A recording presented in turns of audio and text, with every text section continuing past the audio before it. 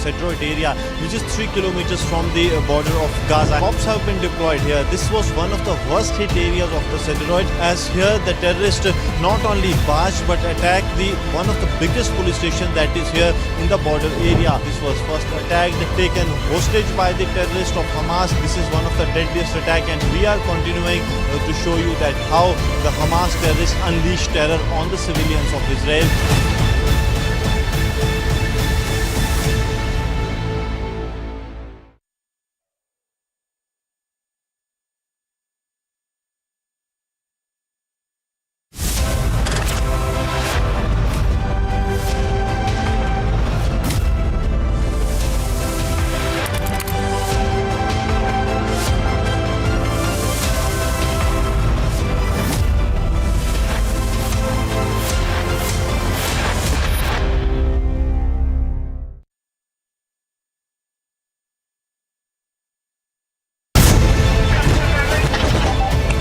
Right now we are in the Cedroid area, which is 3 kilometers from the border of Gaza. Cops have been deployed here. This was one of the worst hit areas of the Cedroid, as here the terrorists not only barged but attacked one of the biggest police station that is here in the border area. This was first attacked, taken hostage by the terrorists of Hamas. This is one of the deadliest attack, and we are continuing to show you that how the Hamas terrorists unleashed terror on the civilians of Israel.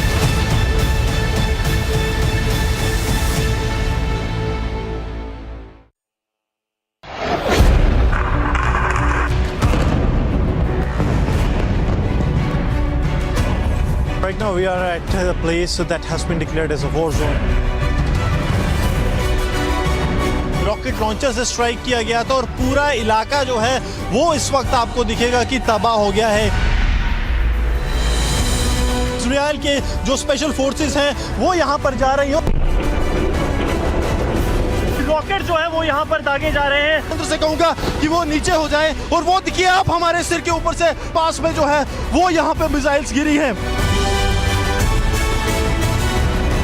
These tanks here on the ground zero to have the impact on the nefarious designs of the enemy, that is the Hamas terror guard.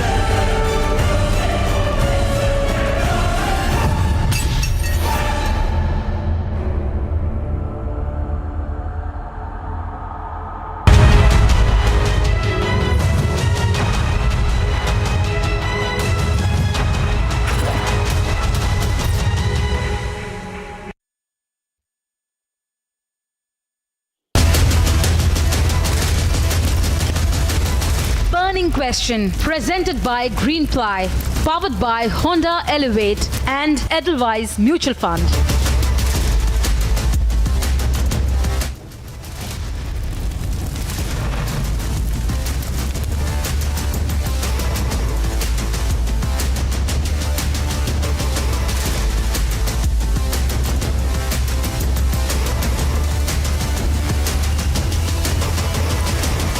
The centre to be forming a committee now to look into the legality of same-sex marriages.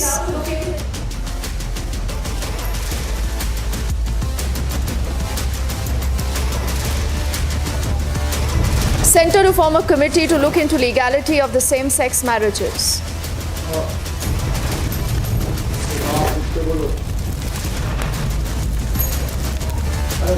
In more news, the Lok Sabha Speaker refers the cash for query complaint against the TMC MP Maua Moitra now to the Ethics Committee.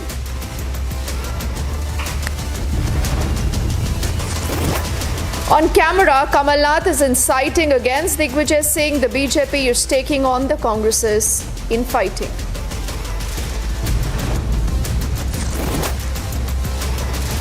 The Prime Minister reviews Gaganyaan preparedness, asking scientists to aim to send the first Indian to the moon by 2040.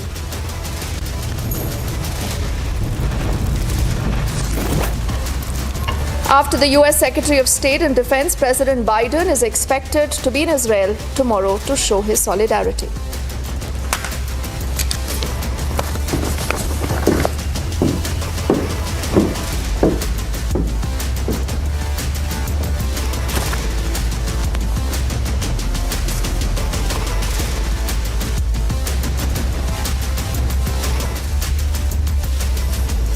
A very good evening. You're watching The Burning Question and I'm Deepthi Sachdeva. A lot of you today have been thinking and perhaps hoping that there's going to be a landmark historic judgment from the Supreme Court. This is about the same-sex marriages in the country. But that has not happened.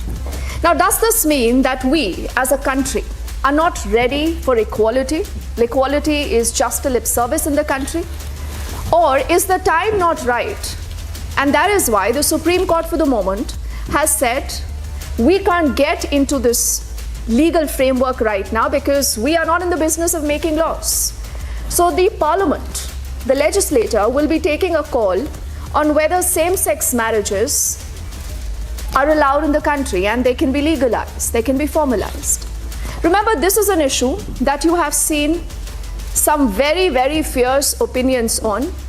The Chief Justice of India himself, remember, had been speaking about why he believes it's important to take that important logical next step.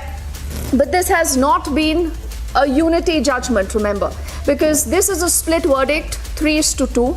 And before we actually deep dive into getting you more highlights of this entire judgment, the parts of which now you will see also on our screens here behind me, what the verdict really means, it means that there is a step forward in the rights for same-sex couples, but have we as a country missed the opportunity? This is a question still a lot of people are asking. Because the Supreme Court, many are also saying, has been rather conservative in not taking a step forward, but some say this is the right way ahead because it's only the Parliament of the country that can legislate or make laws. This also means that the onus now is in the Parliament to legislate on the same-sex marriage. Now, do remember, for those of you not very familiar with the course of the entire story, that initially it was the Parliament only that was supposed to take a call. But because the Parliament did not take a call, that is why the petitioners, about 21 of them, decided to approach the court. But the court today has again said that the onus now is on the Parliament, our Member of Parliaments, to take a final call. The Centre has been directed to form a high panel committee to be examining the rights and the benefits. This, many would say, is a step forward at least. In the country, there is conversation now, there is going to be a deliberation on how you can give better and equal rights to the members of the LGBTQI community. And interestingly, this has no deadlines. But whether it's the government of the day or a lot of other political parties, remember, because they depend on their own core constituencies, we haven't seen them very forthcoming in giving equal rights to members of the LGBTQI community. So this is exactly how the verdict is going to span out. But what happens from here on? Now, you have seen a lot of reactions through the day, and a lot of these reactions talk of disappointment. But what is it that this entire committee will be looking at? And this, many would say, is the biggest disappointment. The community and the queer people actually wanted adoption rights, but those adoption rights of the queer couples for the moment has been denied. It is a committee now that's going to be sitting together and will be discussing whether this can be made possible or not. This brings us to the next step that will be discussed in that committee. Social benefits like ration card and a lot of other beneficiary documents, remember, that right now, because of the absence of any legislation, has not been done. But the committee's mandate is to be looking into this. This is a directive again that has come in from the Apex Court. This will bring us to the next step and the next domain that this entire committee is going to be looking into. And remember, there are multiple areas that are called ancillary rights into which this committee has to look into. The rights for a joint bank account. For a long, long time, this also has been a pending demand of the community that why can't we, much like other couples, have joint bank accounts, nomination, and a lot of other beneficiary details. So again, this committee is going to be doing much of that. The mandate is huge, but because there are no timelines, the community says we do not know whether this will happen or not, whether the Parliament is going to be doing this or not, and they said we were looking for a breakthrough.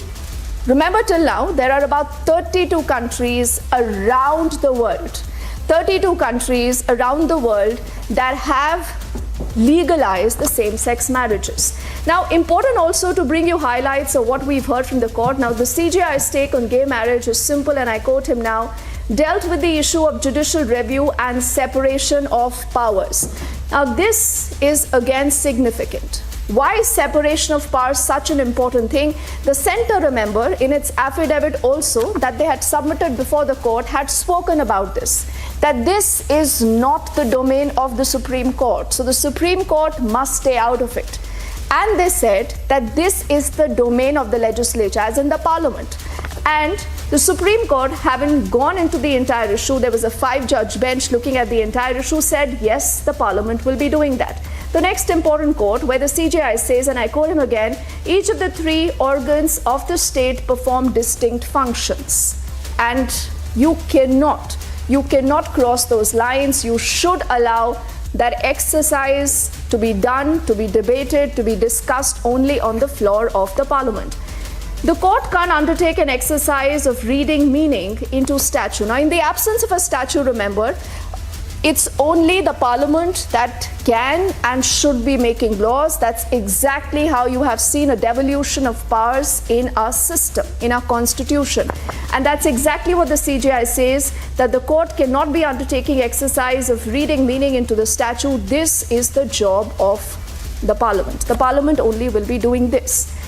Our next top quote, for Parliament to decide on the change in regime of Special Marriage Act, the SMA, like you must have read the judgments, it says the Special Marriage Act again and again. This, remember, again is talking of man and a woman, a biological man and a biological woman. And there are multiple such laws, whether it's the Domestic Violence Act, laws related to inheritance, to alimony, all those will have to change. And the CJI also opines that if the SMA, as in the Special Marriage Act, is struck down, it will take country to the pre-independence era. So this is the distinction that the top court is making while they say that these are the reasons why we believe that the parliament is the best place where you can have a conversation on this, and where you will also be discussing a lot of other laws, whether that is the Hindu Marriage Act, whether that is the Special Marriages Act. And in the middle of all this, there has also been a lot of conversation about, again, like I said, whether this has been a missed opportunity. Now, I was just trying to read through what, remember, the centre's affidavit in the court has largely been. The centre has taken a stand that, before I tell you about the centre, another important take, I think that's on our screens now, that the court must be careful to not enter into the legislative domain. Again, the court has done much of that. But just referring to what the centre has said again and again, there is a political constituency that every political party needs to adhere to think about. And the centre again has been saying, and there have been multiple leaders from the ruling party, from the other opposition parties, who've said that this is against our culture. ये हमारी संस्कृति के खिलाफ है.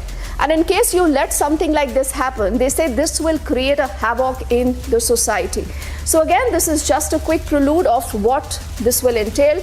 But it's important also, remember, to see what has happened through the day. What are the kind of highlights? What are the kind of responses we've heard from those who were arguing for it versus those against it? Before we deep dive into this conversation with our special panel of guests in just a moment, sit back and watch what has happened through the day, and then we'll get you those responses. After months-long arguments, demands from LGBTQ community and civic groups, the Supreme Court has not legalized gay marriage and said it is up to the Parliament to legislate. The top court has recorded that Centre will form a committee to examine the rights of LGBTQ community. 3:2. We have taken 3 steps back and 1 step, 3 steps forward and 1 step back, but that's all right. I know that we weren't expecting miraculous change with this verdict. But we did know that what is more important is during the pronouncement of the verdict, the statements that were made, and it again put the onus on the central government and the state government to legislate laws, to get in laws to recognize same-sex relationships. That is the need of the hour. Speaking on verdict, government's top lawyer, Solicitor General Tushar Mehta, said that the judgment balances individual interests with societal interests and provides insight into working of Parliament, executive and judiciary. This judgment by the Supreme Court is certainly a step forward towards in rights for LGBTQ community. Bureau Report, Republic TV.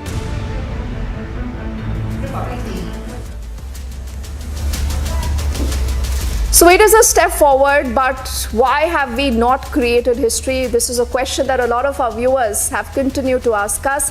As I say, good evening to our very interesting panel of guests that join us right now. We have Arvind, who's an LGBTQ activist, joining us, along with Nilakshi Roy, member of Swikar, that's the Rainbow Parents, joining us on the broadcast from Pune. We also have Sylvester Merchant, again an LGBTQ activist, Sujata Pandey and Shashank Shekhar Jha. Both are, in fact, Sujata is a political analyst, Shashank is an advocate. He has some very strong opinion on the entire issue. Thank you and good evening to all of you. As we'll take our first responses from Arvind, from Nilakshi and from Sylvester first. Arvind, is this a heartbreak? Is this a disappointment? Or you believe at least we haven't gone backwards? Well, a lot of members of the community are obviously very, very disappointed with the judgment. But the point that we're trying to put forward is struggle is a long-term process. The decriminalization judgment took us 17 years to get to decriminalization. And within 3 years to get to marriage, maybe, again, it's an expectation, but may have been an expectation which is difficult to fulfill again. That being said, when you put forward the points with respect to the judgment, I think we should emphasize a little more strongly on the judgment of the Chief Justice. While he did say there's no fundamental right to marry, while he did say that we won't read decimating right to marriage, he also made the point that under 19(1)(c), the right to associate includes the right to intimate associate. That is, you have the right to form association with the person of your choice, and that there must be certain rights which are guaranteed to these forms of association. We did provide a pathway to the future as well. And one last point I'll make on this entire question is the way we see it is we want to get to a day when this dissent becomes the majority opinion. And when we have dissent in our favor on the question of adoption and as well as on the question of intimate association, it's a starting point to a wider gamut of protection of rights as well. And maybe I'll just quote the judgment of Justice Khanna in ATM where he made the point: a dissent in the court of last appeal is an appeal to the brooding spirit of the law and to the intelligence of a future day.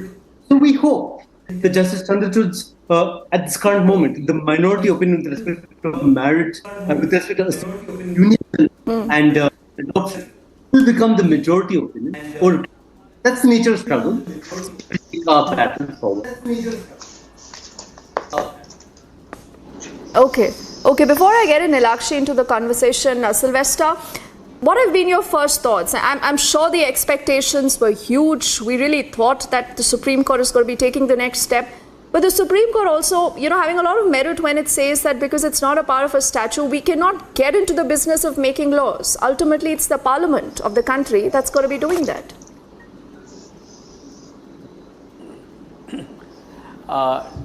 Definitely, yes, I do agree with that. But, well, my first reaction was a huge missed opportunity for India.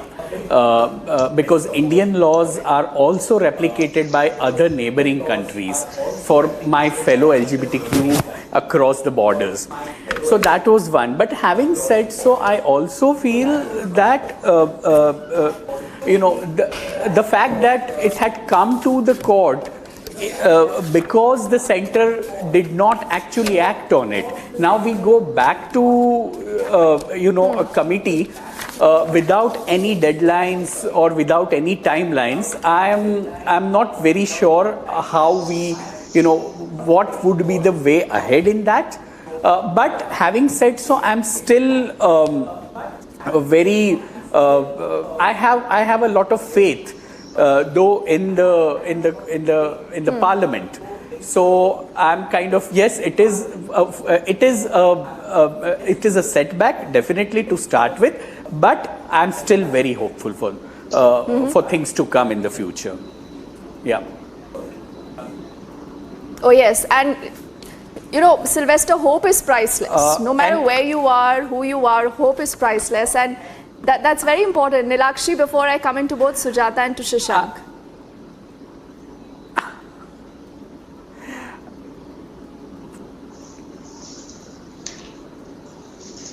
Nilakshi, can you hear us? Yeah, yes. Yes, we were definitely quite disappointed as Sweekar parents as the judgment was being pronounced one by one. But in the long run, we did know that there are going to be setbacks on the way to absolute equality, and that a society which is slowly learning to accept the LGBTQ community is going to take some time. I am still hopeful, as we speak, our parents are, and we will continue the fight standing shoulder to shoulder with our children. And we know and we have a lot of hope upon the Supreme Court and the other courts of India, the state legislatures and the center to end discrimination in any manner with regard to the LGBTQ, to ensure safety, to help streamline the adoption issues, etc., which are directives which have now come from the committee very, very clearly. Over and over again, the judges have, in some way or the other, endorsed their view that equality of all other types are also as important as right to marriage. And though they can't make any legislation, though they can't change any laws or make any laws, that is not their purview, they insist that committees be set up to examine these issues. That's very important for the community. We have to follow this up very strongly. Though a lot of expectations were not answered, I think the 366-page judgment on this issue and a 2:3 ratio is something to start with. It is not everything, but it is something to start with. And based on this, we must continue our, exerting positive pressure on society, educate our communities, educate others, reform mindsets, and that is the only way forward. We as parents stand with our children, holding their hands and assuring them that all will be right in future. Those are very encouraging words, Nilakshi, I must say. And, I think a lot of our netas also need to be schooled, because a lot of them said this is an urban phenomena, it's an elitist phenomena, and all that today has been called out by the Supreme Court. And that has also been largely unanimous. Sujata and Shashank now, I'm assuming both of you will welcome what the Supreme Court has said today. So I'll go to Shashank first. But Shashank, a lot of people then are saying that why would someone else's marriage bother you? I mean, we talk of equality, but there isn't even a lip service to equality. I mean, everyone should be treated as equal, with same rights, with dignity. Shashank, did we just miss the bus on creating a historic moment today? Namaste Dipti ji and other fellow panelists. Dipti ji, I guess it is the wrong question to ask whether we have missed a bus. I guess it is correct. It is good that we did not take a wrong bus. Now Constitution clearly prescribes as to the power of Supreme Court. It says that Supreme Court only can monitor the laws passed by the Parliament, but it cannot make laws. So the expectation of the petitioners to get a law created by the Supreme Court of India for their right, which is not there, I guess that was a wrong expectation altogether. And Supreme Court was very correct, and it is not a split verdict. It is a 5-0 verdict where Supreme Court has explicitly cleared that it will not get them the right to have homosexual marriage either in the Hindu Marriage Act or in the Special Marriage Act or in any other act. So it is very clear. The only verdict of split verdict of 3:2, where 3 got majority, was about the adoption, where Supreme Court has said with 3:2 verdict that no, the queer couple or the LGBT couple cannot have the adoption right, because if we grant those rights without actually evaluating the society and the other laws which may be tinkered due to that, we do not even know the status of the child, and we do not even know as to what will be the implications. So as far as the rights which were being prayed by the Supreme Court, I guess, see, we need to understand the Parliament is very much capable enough to make laws if it requires. So I don't think Supreme Court was required enough to I have make limited those time. laws. Sujata Secondly, has not yet spoken, so I quickly want to ask you a just question. Do you think Dipti, the Parliament will intervene? Do you think the Parliament will grant the community equal rights?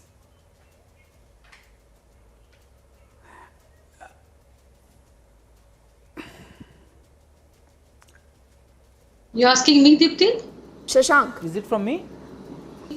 No, I wanted to ask Shashank that. Yeah. So Because that's also an according to important me- question. The onus now is on the parliament, Yeah. Shashank, but do you think the parliament will do that? Yeah.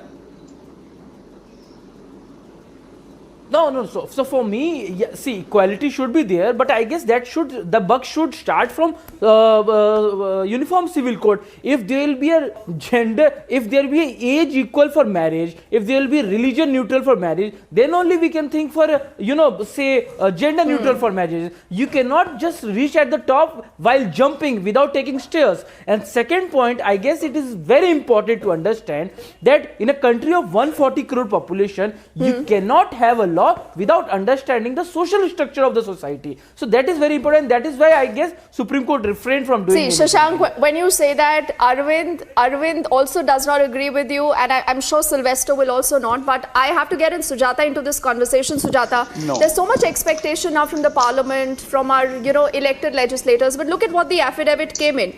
The affidavit before the apex court, the union government has opposed the same-sex marriage. It said that judicial interference would cause complete havoc with the delicate balance of personal laws. It then goes on to say that the concept of an Indian family involves a biological man and a woman. It would not be possible to change the entire legislative policy of a country that's deeply embedded in religious and societal norms, Sujata. So can culture be the only defense to not give the community equal rights, Sujata?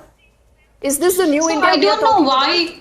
I don't know why you are saying this, Dipti, again and again, that we missed the opportunity to create history. I think today's judgment was a very fine, balanced judgment. It thought of both the sides, and it maintained a very, very, I would say a large view rather than just having a myopic view. Because the crux of the matter is it's not that the ball is back to the parliament for discussion. The ball should be back to the parliament for the discussion, because marriage as an institution, in any whether you talk of the religious laws of marriage or whether you talk of the special marriage act, it is a union of biological man and biological woman, which has an implication on the other personal laws of the other marriages, other aspects of marriage. It can be divorce, it can be unnatural relationships, it can be parents-child relationship. It's about your custody. So who will talk about those? We can't be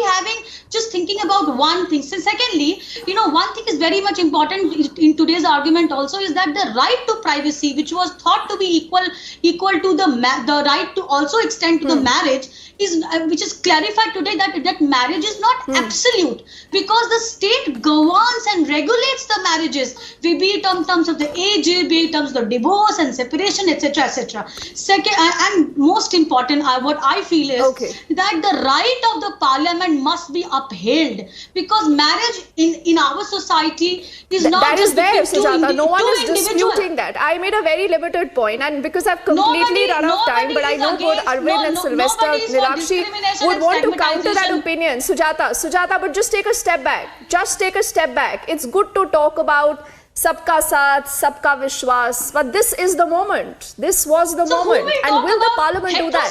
The Supreme Court can be right in saying we cannot be making laws. Absolutely okay with that. The Supreme Court wants the parliament, wants a healthy debate, wants everyone to be involved, Sujata. But all that I want to know is that will political parties, and it's not just the ruling party, it's all political parties, will they stand up and speak for the equality of this community? That is what the country today wants to know.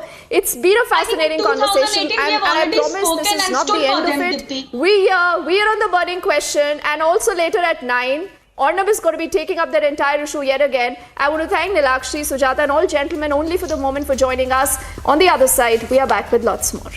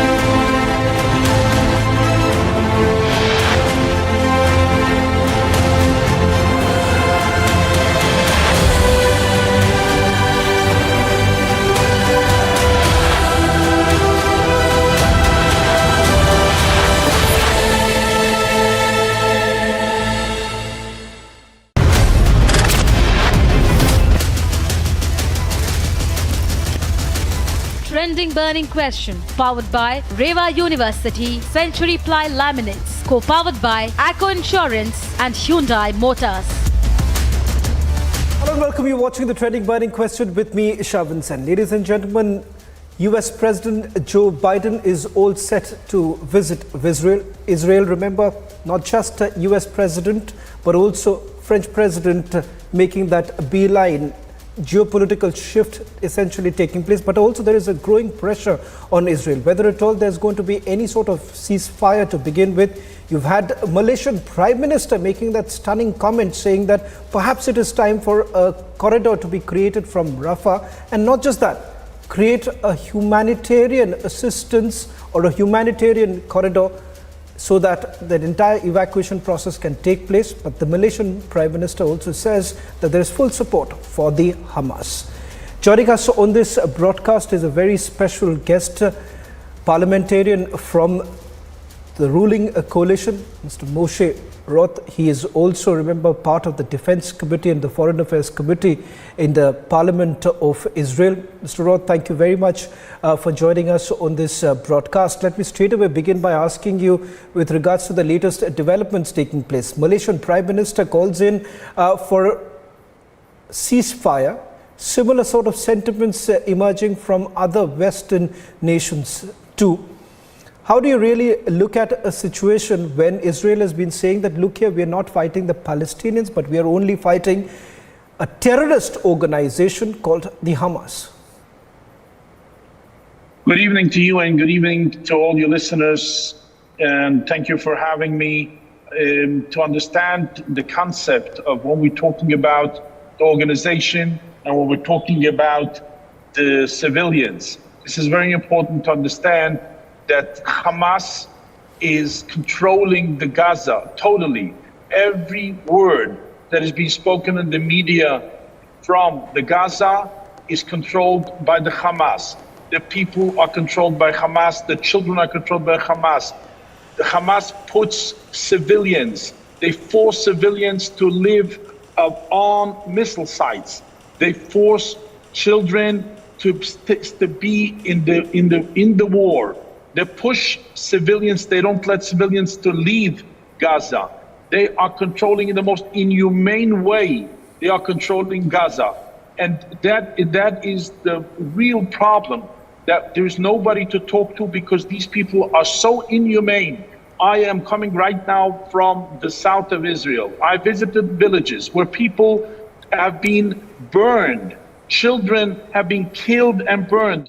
Mothers and children have been tied their hands and burned. This is unbelievable. This is beyond what human want. Peace. We want stability. But there's nobody with who we could have that kind of partnership. And that is the real problem. The real problem is that there's nobody to talk to. So when we want to make diplomatic solutions, on the other side there's organization, there's this evil ISIS organization that wants to eliminate the Jewish people. That is the problem. The problem is they have a charter to kill as many Jews as possible, God forbid. Mr. Roth, as a member of the Defense Committee, I would like to ask you this question with regards to what next, given the fact that there is also growing pressure on Israel at this point in time with regards to a ceasefire to be called in so that the evacuation can take place.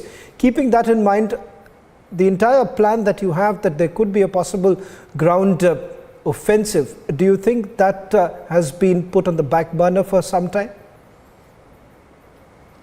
The only thing that would have any meaning to this Israel would be stability. If there's anybody, if it's anybody in the international community who could bring it to a position where we won't have missiles from Gaza, we are willing to listen to.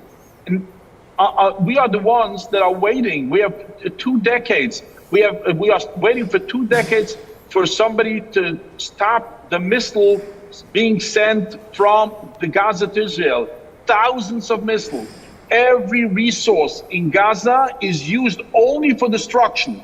We send to them pipes to make a sewer, but they took these pipes and turned them into missiles. They take every resource they have, everything the European community sent to them, money, whatever, was always used for vicious killing, for the most evil of deeds. So, and if we are not interested to, we don't want to occupy Gaza, we don't want to destroy Gaza. That's not what we're looking for. We want to live in stability. We want to live in peace. So if Gaza will stop today to send missiles, and if Gaza won't be a place, a terror community, we don't have any interest to have any ground offensive. So if it's the European community or it's the United States or whoever it may be wants to take control of Gaza, we are fine with that. But since this hasn't happened till now, we don't have any other choice but to take this offensive. Just request you to stay on with us. I would also like to introduce our guest from US, Michael Tracy. Michael Tracy, thank you for joining us. You've heard what Member of Parliament Moshe Roth had to say with regards to how exactly can you call in for a ceasefire at this point in time, given the fact that you have the Hamas, which continues to launch the rockets from Gaza, and more importantly, targeting civilians in Israel. So for those, especially in the West and even South Asian countries like Malaysia, who are now calling in for a ceasefire, perhaps essentially wants to weaken this entire fight against terror. Well, he says that Israel is not seeking to destroy Gaza. But if that's the case, why is it that the Israeli ambassador to the United Kingdom is going around on media appearances saying that what is to be expected in terms of what Israel will unleash in Gaza is comparable to what the United States and the United Kingdom unleashed on Dresden in World War II, which was an aerial incineration of residential areas deliberately to destroy the morale and also the physical infrastructure of that population. Now, I'm not trying to bring up the morality of World War II necessarily. It's a separate debate. The point is that the Israel officials themselves are saying that we should be on the lookout for destruction of gargantuan proportions.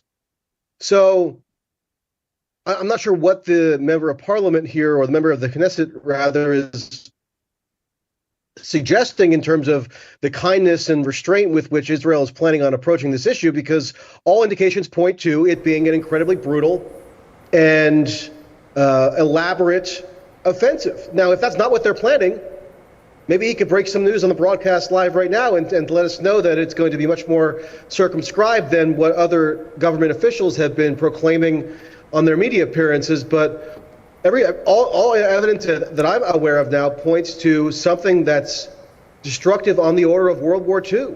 Otherwise, why would they be constantly bringing up World War II analogies to prepare the publics of the United Kingdom and the United States to brace for that level of destruction?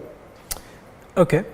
Moshe Roth, if I can once again bring you in with regards to the growing fear that many have at this point in time.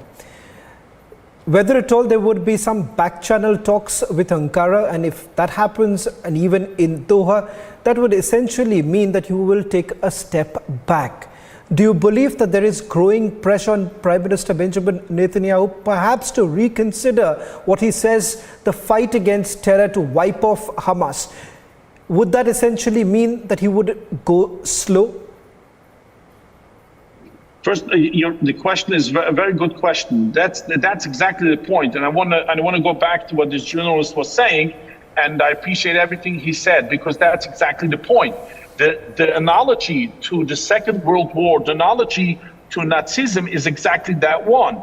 That until the world didn't recognize the evil of Nazism, and until the world didn't recognize the importance of eradicating Hitler, the whole world kept on suffering. But it's only when the world recognized the importance of eradicating totally an annihilation of everything that has to do with Nazism, that's only when the world was saved. And this is exactly the point. And I want to emphasize that. So you're planning on more. an annihilation. You're planning on an annihilation. Is that right? We have, on one hand, we have a sword, and on the other hand, we have the building blocks. Do you know that every piece of cement that is in the Gaza today, in every building block, was provided by Israel? Gaza used to be a place where I myself used to sit on the beach in Gaza and eat grapes together with Arabs. That was before the Hamas came into the picture. Gaza I understand, wasn't sir, and that's tragic, but I'm trying to get down to brass tacks in terms of Michael what the Tracy, I'll just request you to... planning. Michael Tracy, Annihilation. Is that what it's Michael being Tracy, I'll just request you to stay on. Michael Tracy, I'll just request you to allow Moshe Roth to make his point. Allow him to make his point, and then you can respond. The question is a good question, and the answer is simple. Yes, this evil regime, this evil terror organization will be annihilated with God's help. Yes, it will happen. And the reason is because after 2 decades of suffering, enough is enough. And now is the time for the whole world to unite together and to stand with Israel, to be on the right side of history. It's the good and evil. There's nothing in between. It's black and white. So it's not Gaza that is the issue. It's the Hamas that's the issue. Hamas is ISIS, but Hamas is controlling Gaza. So therefore, there's no other way but to definitely make sure that Hamas leaves Gaza for good. And that's exactly the motive, and that's exactly the whole purpose of this operation. And this is going to happen. Okay, so Michael Tracy, I'll give the opportunity for you to respond, but just a quick follow-up question to Mr. Moshe Roth, because he's also a member of the Defense Committee.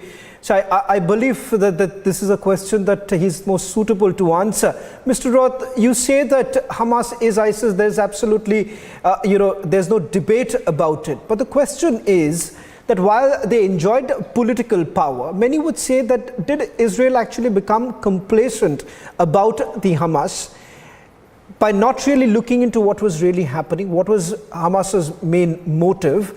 And you could have done this long back. By not being complacent, perhaps, you've had your field agents inside Gaza. What made you so very confident that Hamas was busy governing Gaza? Let's not forget, all this while, Hamas was not really governing Gaza. Hamas was preparing to strike against Israel. Okay. Thank you for your question. And that is, yes, I admit, and I want to say we are to blame. We, Israel, we, the free world, are to blame that we in a naive way, let this evil grow. Definitely, we should have eradicated Hamas 20 years ago. We would have done that 20 years ago. We would have saved a lot of bloodshed. And definitely, yes, I admit that we made a huge mistake by having this concept that these people have any interest in stability, or they will be more willing to work for prosperity for their own people rather than using their own people for vicious, malicious killing and murdering other children. We made that mistake because we have a weakness for peace. We have a weakness for the good, for the kind, and for the lovely. And I want to point out the irony, and this is this irony is so piercing that the irony is that these villages that have been attacked so viciously and in such an inhumane way these villages are the people who are the most left-wing, extreme left-wing in the Israeli society. They are the ones who are constantly promoting the idea to help the people in Gaza, to help these Arabs, to help there are some people over there who are constantly volunteering on behalf of the people in Gaza. The irony of this is unbelievable, that these people who were supposedly their best friends, the people who cared so much about the Arabs, that they were the ones who were attacked so viciously. Houses and people were burned. So the point is that when we're talking about such an inhumane organization, there is no other solution unless we have an international community, be it Arab or whatever, that will be able to take control of Gaza and have the Hamas removed, totally removed from Gaza. The last thing, we don't want bloodshed, we don't want war. Our children are being sacrificed on this war. We don't want that to happen. We strive for stability, for peace and quiet. That's what we want. This war was forced upon us in the most vicious way. Mr. Roth, I'll just request you, because your frame that we're getting is completely dark.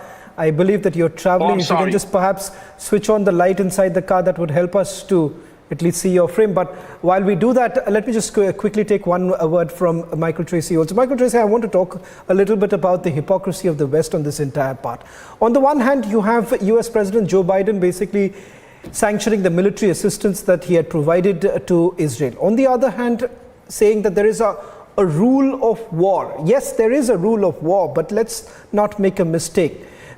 Today it is Israel fighting against a terrorist group like Hamas. Tomorrow it could be someone else completely. So let's understand that perhaps the world should have spoken in a united manner in this fight against terrorism, which every country today suffers. Even we here in India suffer from this Islamic terrorism that we have seen, which has destroyed several generations.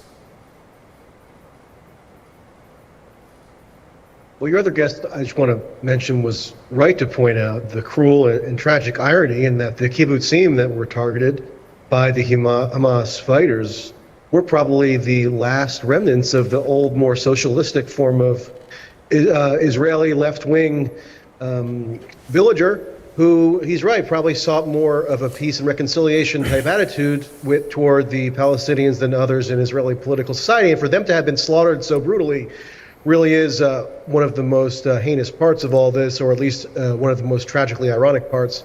But I do want to focus on something that he said in terms of the World War II analogy, and then I'll get to the other question, because I think it's extremely important. And given that Joe Biden, our president, is headed off to Israel for one of his triumphant wartime visits, just like he went to Ukraine earlier this year, maybe somebody will pass along this information to him straight from the mouth of somebody who's on one of the defense panels in the Knesset.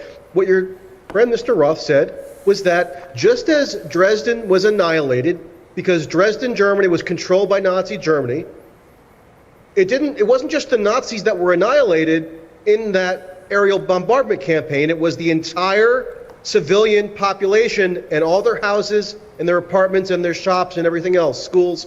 It was all annihilated. So in calling for the annihilation of Hamas, because it controls Gaza, he is calling for the just broad-scale annihilation of the Strip. Now, they can try to make a distinction there for appearance's sake, because it sounds better to international audiences to not say, oh yeah, we're just sadistic and we want to just flatten all of Gaza and we don't care if we kill children and babies. But that's effectively what they're endorsing, and that's what Joe Biden is about to endorse. Okay, Michael, I think so. But you're right. That it's another sign that there's really no standardized international law system that governs any Michael, of this. I'm running out of time, so I'm sorry to interrupt. Michael, I'm sorry I had to interrupt you, but I'm really running short of time. But I just want to give one final word to Moshe Roth. While you respond to what Michael Tracy had to say, I want to also take you one more question with you, Mr. Roth. That is, while almost everyone that I spoke to from Israel said that this is going to be different. You've had multiple wars, in fact, almost 5 wars in the last 15 years with Hamas.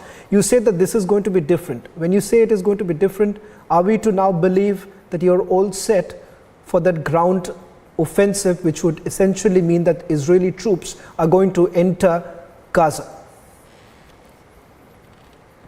I want to refer to what Michael said so explicitly. Michael, I do want to put in an important piece of information. Israel has asked for the civilians of North Gaza to leave to South Gaza. Israel is willing to help as soon as all those civilians are in South Gaza Israel is willing to help them for humanitarian aid and to have them have a safe passage to Egypt or whatever kind of sort of construction could be worked out. So that's the big difference. That not only we don't target the civilians, we want the civilians to leave. The civilians have been, and many have done so, and part of the reason why the ground offensive hasn't started yet was just to give the chance for all those civilians to leave this part of Gaza. That's one important difference between what happened in the Second World War. But and this is also in the answer to your question, if I may, that the truth is that there comes a time when things become so, there's a fine line, but it's definitely there's a difference between the evil and the good, which brings the good people to do this kind of destruction. Because sometimes there's no other solution. And in the long term, we know definitely that in the long term, what happens every time we let the evil organizations, these terrorist organizations grow, then it only becomes worse. But whenever the only way to eradicate and to stop this Islamic, I would say this Islamic terrorist, because not all of Islam is this way. But when we're talking about Islamic terrorists, we need the free world has to stand together in truth and in a fashion that would be the most I would say in a strong armed fashion against this terrorism. There is this is not a precise a precise tool that we could have. That we need, and that's why definitely nobody wants war. But when we know there's going to be damage, we definitely know that, and we don't want that. But there's no other choice. There's no other choice, Mr. Tracy. This is the fact of the matter. This has been true every time that we face such a calamity. It has always been true. That there's no other choice. Well, thank you very much, gentlemen, for joining us on the Trending Burning Question. That was parliamentarian Moshe Roth and Michael Tracy joining us on the Trending Burning Question. On the other side, the big debate with Editor-in-Chief Arnab Goswami.